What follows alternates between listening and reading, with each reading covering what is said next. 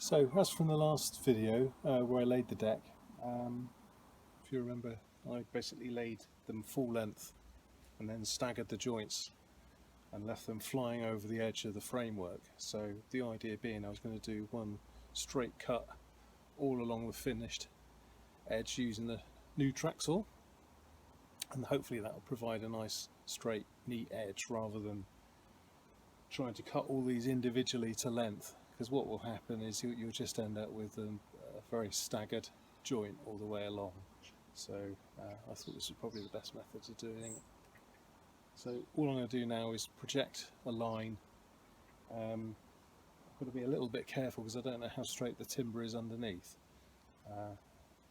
So obviously I want this edge to be as straight as possible, so I don't want to rely purely on the joist below, because that in itself might be all over the place. So I'll start one end, make a mark, use my Stabila spirit level as a straight edge, mark the next point along as far as I can, project a line up through and see if that matches up, and we'll just suck it and see. If it's in and out slightly, what I'll have to do is I'll bring it out past the edge of the framework, and then I'll just have to pack it out as and where it falls short. So the fascia board that I put on the front remains nice and straight as well, following hopefully this nice straight edge that I've cut using the track saw. Hope that makes sense.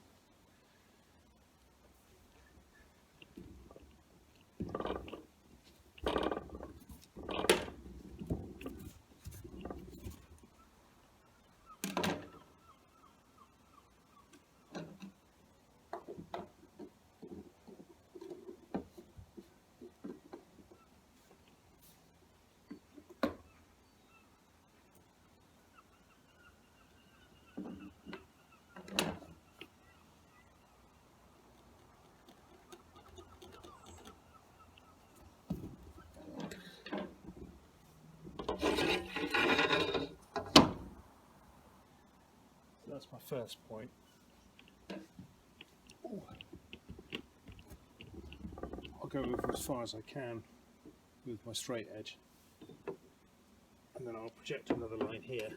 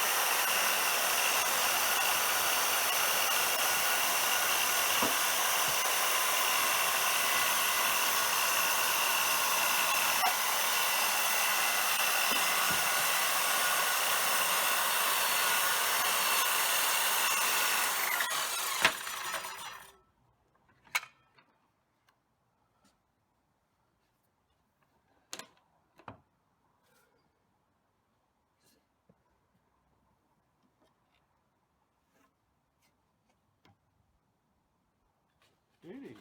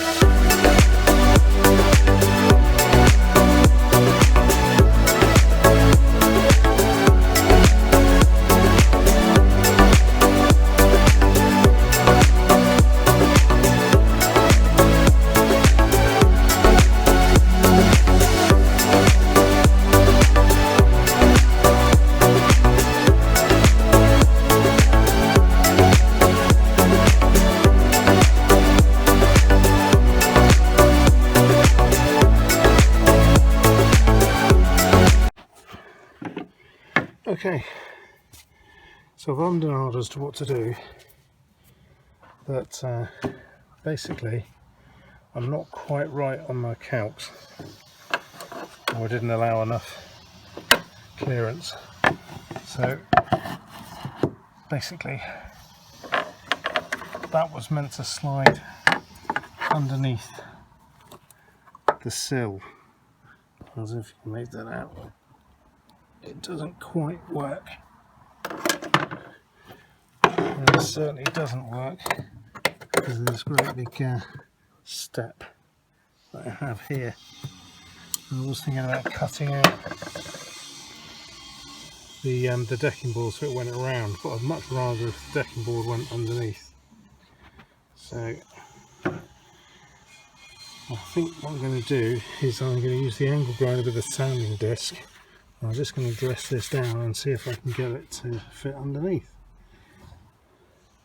because it's not all the same all the way along, and it's really talking like a few millimeters here, so it's not going to make any difference strength wise, but I think that'll be the neatest way to finish it, so I'm going to give that a go. The other thing to note is I don't normally like to take the guard off the angle grinder, but I kind of need it out of the way because otherwise the guard will catch on here, and I want to try and keep the cut as flat as possible.